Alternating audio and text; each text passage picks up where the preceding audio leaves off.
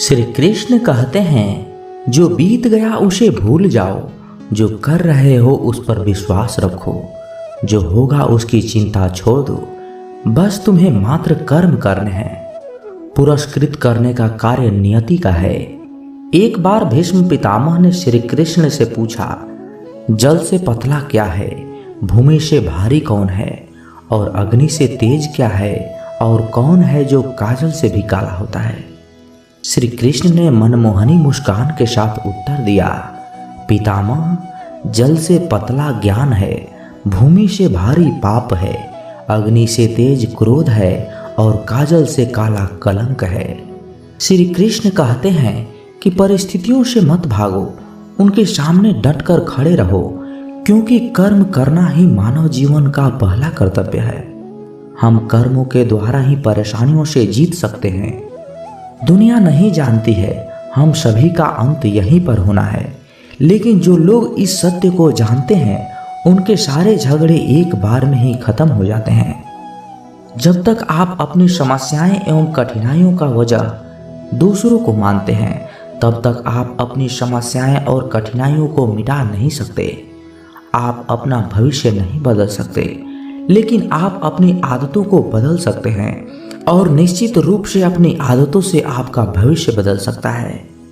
अगर हम परिवर्तन के लिए किसी दूसरे व्यक्ति के आने की उम्मीद करेंगे तो परिवर्तन नहीं आएगा, बल्कि हमें खुद को उससे आगे लाना होगा। जो कुछ भी तुम्हारे भाग्य में लिखा है वो अवश्य ही उचित समय पर तुम्हें मिलेगा। तुम क्यों परेशान होते हो? जो भाग्य में नहीं है वो कभी नहीं मिलेगा। तुम व्यर्थ ही प्रयास कर रहे हो, इसलिए जो मिला है उसे उचित तरीके से बिना फल की कामना किए करो, जन्म सफल होगा। अगर कोई आपका दिल दुखाए तो बुरा मत मानना। कुदरत का नियम है कि जिस पेड़ पर सबसे अधिक मीठे फल होते हैं उसको सबसे अधिक पत्थर पड़ते हैं। जब टूटने लगे हौसला तो बस ये याद रखना, बिना मेहनत के हासिल तख्तो ताज नहीं होते। ढूंढ लेना अंधेरे में ही मंजिल, क्योंकि जुगनू कभी रोशनी के मोहताज नहीं होते। अगर लोग केवल जरूरत पर ही आपको याद करते हैं तो बुरा मत मानिए, बल्कि गर्व कीजिए, क्योंकि मोमबत्ती की याद तभी आती है जब अंधेरा होता है। समय और स्थिति कभी भी बदल सकती है, इसलिए कभी भी किसी का अपमान मत करो। माना कि आप शक्तिशाली हैं, पर समय आपसे भी अधिक शक्तिशाली है। कुछ बनना है तो पानी जैसे बनो, जो अपना रास्ता खुद बनाता है और दूसरों का भी रास्ता रोकने का क्षमता रखता है। सभी व्यक्तियों को सजा से डर लगता है, सभी मौत से डरते हैं। बाकी लोगों को भी अपने जैसा ही समझे। खुद किसी जीव को न मारे और दूसरों को भी ऐसा करने से मना करें। हम चाहे तो अपने आत्मविश्वास और मेहनत के बल पर अपना भाग्य खुद लिख सकते हैं, और अगर आपको अपना भाग्य लिखना नहीं आता तो परिस्थितियां हमारे भाग्य लिख देती है। हर किसी के अंदर अपनी ताकत और अपनी कमजोरी जरूर होती है। मछली जंगल में दौड़ नहीं सकती और शेर पानी का राजा नहीं बन सकता, इसलिए अहमियत सभी को देनी चाहिए। श्री कृष्ण कहते हैं, कर्म पर तुम्हारा अधिकार है, लेकिन कर्म के फलों में कभी नहीं। इसलिए कर्म को फल के लिए मत करो, और ना ही काम करने में तुम्हारी आसक्ति हो। क्रोध से मनुष्य की मति मारी जाती है, जिससे स्मृति भ्रमित हो जाती है। इस स्मृति भ्रमित हो जाने से मनुष्य की बुद्धि नष्ट हो जाती है, और बुद्धि का नाश हो जाने पर मनुष्य खुद अपना ही नाश कर बैठता है। अगर संसार में आए हो तो संघर्ष हमेशा रहेगा। श्री कृष्ण ने हर परिस्थिति को जिया और जीता। समय और जरूरत बदलते ही सबके चेहरे बेनकाब हो जाते हैं। पता नहीं, या तो हम में कुछ कमी आ जाती है या वो अभिनय अच्छा कर लेते हैं। दर्द का एहसास तब होता है जब खुद को ठोकर लगती है, वरना दूसरों का तो सिर्फ लहू ही नजर आता है, दर्द नहीं। लोग कहते हैं जिंदगी मिली है अपने हिसाब से जीने के लिए, लेकिन वही लोग सुबह होते ही किसी और के हिसाब से जीने चले जाते हैं। यदि आप समस्या का हल निकाल सकते हैं तो फिर चिंता क्यों करनी है, और यदि समस्या का कोई समाधान नहीं है तो फिर चिंता क्यों करनी है। जो व्यक्ति बहुत ज्यादा बोलते रहते हैं वो कुछ सीख नहीं पाते। समझदार व्यक्ति वही कहलाता है जो कि धीरज रखने वाला हो, ना कि क्रोधित होने वाला और निडर होता है। अगर व्यक्ति से कोई गलती हो जाती है तो कोशिश करें कि उसे दोहराए नहीं, उसमें आनंद ढूंढने की कोशिश ना करें, क्योंकि बुराई में डूबे रहना दुख को न्योता देता है। डर का अभाव होना साहसी नहीं बल्कि डर पर विजय पाना है। बहादुर आदमी वो नहीं जिसे डर नहीं लगता, बल्कि वो है जो डर पर विजय प्राप्त करता है। इंसान एक ऐसा प्राणी है जो अपने लक्ष्यों के लिए जीता है। उसके जीवन का यही अर्थ होना चाहिए, वो अपने लक्ष्यों के लिए कोशिश करता रहे और उसे प्राप्त करता रहे। उपवास हमेशा अन्न का ही क्यों, लोभ, लालच, चुगली, काम, क्रोध और गंदे विचार का भी तो होना चाहिए। जीवन में जो भी करो पूर्ण समर्थन के साथ करो। प्रेम करो तो मीरा की तरह, प्रतीक्षा करो तो शबरी की तरह, भक्ति करो तो हनुमान की तरह, और अगर शिष्य बनो तो अर्जुन की तरह। जीवन में कौन आपसे मिलेगा ये समय तय करेगा। जीवन में आप किससे मिलेंगे ये आपका दिल तय करेगा। लेकिन जीवन में आप किस किस के दिल में बने रहेंगे ये आपका व्यवहार तय करेगा। इंसान को खुद की नज़रों में सही होना चाहिए, क्योंकि दुनिया तो भगवान से भी दुखी है। आपके पास जो कुछ भी है उसे बढ़ा चढ़ाकर मत बताइए, ना ही दूसरों से ईर्ष्या कीजिए। जो दूसरों से ईर्ष्या करता है उसका मन कभी शांत नहीं रहता। आप चाहे कितने ही पवित्र शब्द पढ़ लीजिए, कितने भी पवित्र शब्द बोल लीजिए, लेकिन जब तक आप अपने जीवन में नहीं उतारते उनका कोई लाभ नहीं है। अगर आपका चित्त शांत है तभी आप इस ब्रह्मांड के प्रवाह को सुन पाएंगे और इसकी तल को महसूस कर पाएंगे। खुशी इसके आगे रहती है और ध्यान इसकी चाबी है। भगवान श्री कृष्ण ने कहा है कि जैसे जैसे कलयुग आएगा इंसान मतलबी होता चला जाएगा। जरूरत के समय आपके पैर पकड़ेगा और जरूरत नहीं रहेगी तो पहचानेगा भी नहीं। संगीत सुनकर ज्ञान नहीं मिलता, मंदिर जाकर भगवान नहीं मिलता। पत्थर तो इसलिए पूजते हैं लोग क्योंकि विश्वास के लायक इंसान नहीं मिलता। श्री कृष्ण कहते हैं जो लोग किसी सच्चे व्यक्ति का दिल तोड़कर किसी तीसरे के पास खुशी ढूंढने जाते हैं वो अक्सर धोखा खाते हैं। मैंने हिसाब में रहने वालों को बेहिसाब होते देखा है। मैंने लोगों को बदलते नहीं बेनकाब होते देखा है। कल रात जिंदगी मेरे सपने में आई थी और कहा कब तक चलेगा किसी और के पीछे, अब खुद के पीछे चलना भी सीख ले। आज जब सब यही कहते रहते हैं कि वक्त नहीं मिलता, मुझे समझ नहीं आता कि व्यस्त वक्त हो गया है या आदमी। जिंदगी को मीठा बनाने के लिए अक्सर सही वक्त पर कड़वे घूंट पीना जरूरी है। बाद में बस यादें आती है, वक्त नहीं। इसलिए जी लो हर एक लम्हा। गुजर जाने से पहले कुछ इस तरह मैंने अपनी जिंदगी आसान बना ली। किसी को माफ कर दिया और किसी से माफी मांग ली। जीवन में सुख दुख आते हैं और चले जाते हैं, लेकिन इसी आने जाने के बीच में कहीं एक ऐसा सुख होता है जो कभी नहीं आता और कोई एक ऐसा दुख होता है जो कभी नहीं जाता। जो पिता के पैरों को छूता है वो कभी गरीब नहीं होता और जो माँ के पैरों को छूता है वह कभी बदनसीब नहीं होता। जो भाई के पैरों को छूता है वह कभी उदास या दुखी नहीं होता है और जो बहन के पैरों को छूता है वह कभी चरित्रहीन नहीं होता।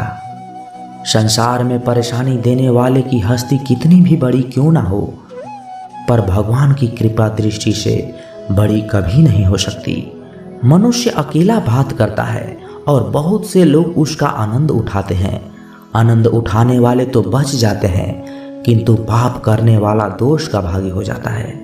जीवन के दुखद और अपरिवर्तनशील पड़ाव को पार करने का एक ही मार्ग है, अपने धैर्य का अनंत विस्तार कर लो। हम शिकायत कर सकते हैं क्योंकि गुलाब की झाड़ियों में कांटे हैं, या फिर खुश हो सकते हैं क्योंकि कांटों की झाड़ियों में गुलाब है। सत्य हर बार शुभ और मंगलकारी नहीं हो सकता और झूठ भी हर बार अशुभ और अमंगलकारी नहीं होता है। भगवान श्री कृष्ण ने अपने जीवन में ये सीख सबको दी है कि झूठ और सत्य का निर्धारण कभी इस बात से नहीं होता कि आपने क्या कहा, अपितु इस बात से होता है कि आपने क्यों कहा। सुख और दुख अपने नसीब से मिलता है, अमीरी गरीबी से इसका कोई लेना देना नहीं। रोने वाले महलों में भी रोते हैं और किस्मत में खुशी हो तो झोपड़ी में भी हंसी गूंजती है। विश्वास में वो शक्ति है जिससे उजड़ी हुई दुनिया में प्रकाश लाया जा सकता है। विश्वास पत्थर को भी भगवान बना सकता है और अविश्वास भगवान के बनाए इंसान को भी पत्थर दिल बना सकता है। किसी की यादों में घुट घुट कर मरने से अच्छा है कि आप अपनी ताकत को अपने लक्ष्य पर लगाओ और इतने सफल बन जाओ कि एक दिन आपको छोड़ जाने वाला पछताने लगे। कामयाब व्यक्ति की चमक लोगों को दिखाई देती है, लेकिन उसने कितने अंधेरे देखे हैं ये कोई नहीं जानता। यदि सपने सच नहीं हो रहे हैं तो रास्ते बदलो, सिद्धांत नहीं, क्योंकि पेड़ हमेशा पत्तियां बदलता है, जड़ें नहीं। कोई भी व्यक्ति सिर मुड़ने से या फिर उसके परिवार से या फिर उसकी जाति में जन्म लेने से संत नहीं बनता।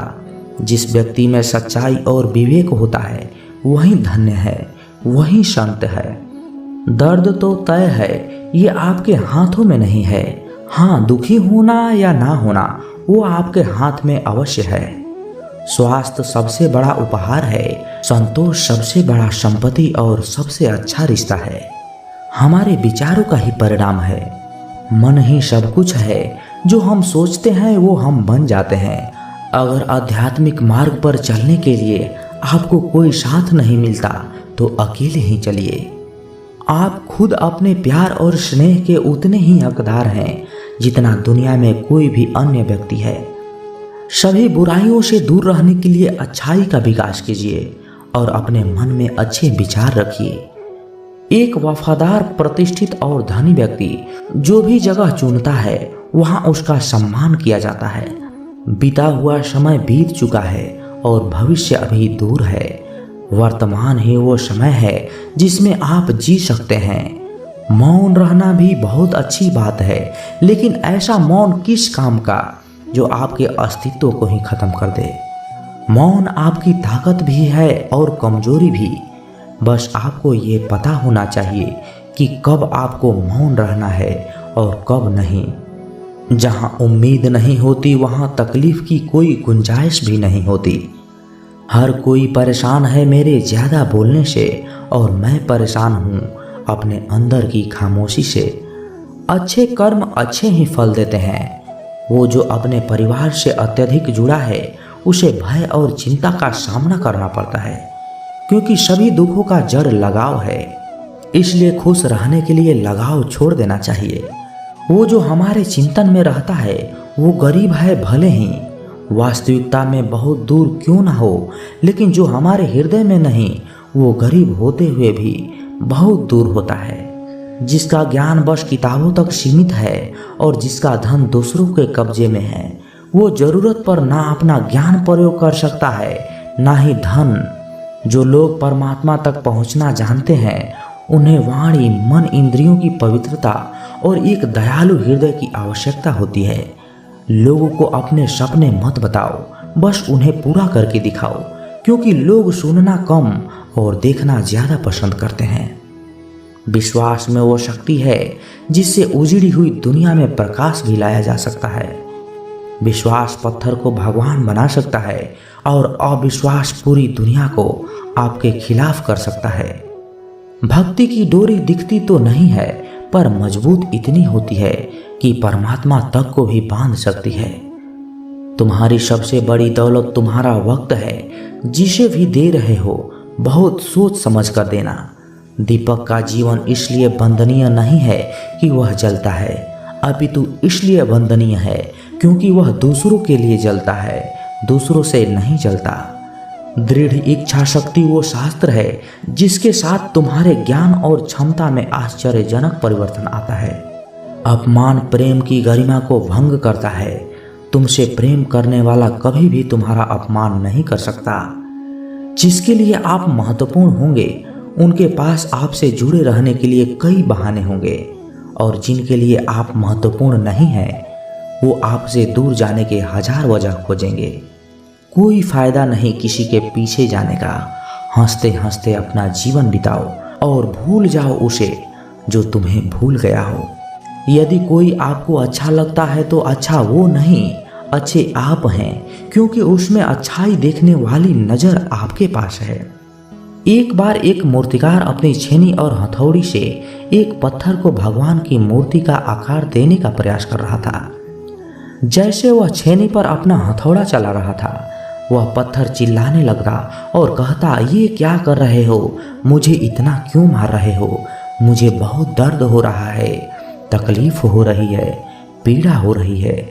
मुझे अपने हाल पर छोड़ दो, यहाँ से चले जाओ। मूर्तिकार ने उस पत्थर से कहा, मुझे बहुत अच्छे से पता है तुम्हें बहुत ज़्यादा दर्द हो रहा है, तकलीफ हो रही है और तुम बहुत ही ज़्यादा पीड़ा में हो। लेकिन यदि आज तुमने इस दर्द को नहीं सहा, इस तकलीफ को नहीं सहा, तो जीवन भर तुम इसी प्रकार से पड़े रहोगे। मुझे पता है कि तुम में आगे बढ़ने की अपार संभावना है। तुम एक बहुत ही अच्छे पत्थर हो, लेकिन यदि तुम इस प्रकार से रहोगे तो कभी नहीं आगे बढ़ पाओगे। इतना कहकर मूर्तिकार औजार उठाया ही था कि पत्थर फिर से चिल्लाने लगा, गिड़गिड़ाने लगा, विनती करने लगा कि मुझे अपने हाल पर छोड़ दो। मुझे पता है कि जीवन के लिए कौन सी चीज़ सही है और कौन सी चीज़ गलत है। मुझे बहुत ज़्यादा दर्द हो रहा है, अब मैं इस तकलीफ़ को बहुत ज़्यादा नहीं सह सकता। मैं जिस हाल में हूँ उस हाल में मुझे छोड़कर तुम चले जाओ। उस मूर्तिकार ने फिर से उस पत्थर को समझाने की कोशिश की, ज़्यादा अधीर मत बनो, अपने संयम को बनाए रखो, थोड़ी देर और इस दर्द को सहो। यदि इस दर्द को सह लिया तो मैं भगवान की मूर्ति के रूप में तुम्हारी स्थापना कर पाऊंगा और फिर दूर दूर से लोग तुम्हारी पूजा करने आएंगे और पंडित लोग तुम्हारी सेवा करेंगे। लेकिन पत्थर ने उस मूर्तिकार की एक भी बात नहीं मानी। वह चिल्लाता रहा और अपनी बात पर अड़ा रहा। मूर्तिकार ने उस पत्थर को समझाने की बहुत कोशिश की, लेकिन वो पत्थर नहीं माना। अब मूर्तिकार भी थक गया था और वह उस पत्थर को छोड़कर आगे बढ़ गया और थोड़े ही दूर जाकर देखा कि एक और बहुत ही अच्छा पत्थर पड़ा हुआ है। उसने छेनी और हथौड़ी उठाई और उस पत्थर को मूर्ति बनाने के लिए तैयार हो गया। मूर्तिकार ने छेनी और हथौड़ी का वार दूसरे पत्थर पर जारी रखा। दूसरे पत्थर को भी दर्द हुआ, तकलीफ उसे भी हुई, लेकिन उस पत्थर ने बर्दाश्त कर लिया और देखते ही देखते थोड़े समय के बाद उस पत्थर ने भगवान की मूर्ति का रूप धारण कर लिया। थोड़े दिन बाद उस मूर्ति की स्थापना एक मंदिर में हो गई। धीरे धीरे लोग उसकी पूजा करने लगे। लोगों की मन्नतें वहां से पूरी होने लगी। वह मंदिर बहुत ही ज़्यादा प्रसिद्ध हो गया। अब धीरे धीरे करके दूर दूर के गांवों से लोग वहां पूजा पाठ करने के लिए आने लगे। फिर एक दिन और उस पत्थर को उसी मंदिर में लाया गया और उसे एक कोने में रख दिया गया। अब लोग आते जाते उस पर नारियल फोड़ते। ये कोई और पत्थर नहीं बल्कि वही पत्थर था जिसने दर्द को नहीं सहा था। अब वो पत्थर मन ही मन बहुत ही ज़्यादा पछता रहा था, दुखी हो रहा था और अपने आप से कह रहा था, काश मैंने उस दिन उस दर्द और उस तकलीफ को सह लिया होता तो आज लोग मेरी पूजा करते। इसलिए आप भी अपने जीवन में हमेशा याद रखिए, जब भी आप अपने कैरियर की शुरुआत में किसी काम को कर रहे हो, पढ़ाई को कर रहे हो या कोई भी काम कर रहे हो और उसमें आपको दर्द हो रहा है, तकलीफ हो रही है, ज़्यादा मेहनत करना पड़ रहा है, तो आप रुकिएगा मत, किसी और रास्ते की शुरुआत मत करिएगा, क्योंकि कोई और रास्ता आपको सफलता नहीं दे सकता। आपको उस दर्द को, उस तकलीफ को सहना ही होगा। उस दर्द को, उस तकलीफ को सहकर आप ज़्यादा मजबूत बनेंगे और तभी आप अपने जीवन में आगे बढ़ पाएंगे। और जीवन में हमेशा याद रखिएगा, आपको पहले पत्थर की तरह नहीं बल्कि दूसरे पत्थर की तरह बनना है। तो दोस्तों, कैसी लगी ये वीडियो? कमेंट बॉक्स में अपने विचार जरूर रखें और यदि आप इस चैनल पर नए हैं तो चैनल को सब्सक्राइब जरूर करें, क्योंकि जब आप इस चैनल को सब्सक्राइब करते हैं ना तो हमें और मोटिवेशन मिलता है आप लोगों को और वीडियो बनाने के लिए। तो मिलते हैं किसी नए वीडियो में अच्छे विचार के साथ। तब तक के लिए अपना ख्याल रखिएगा। जय श्री कृष्णा। धन्यवाद।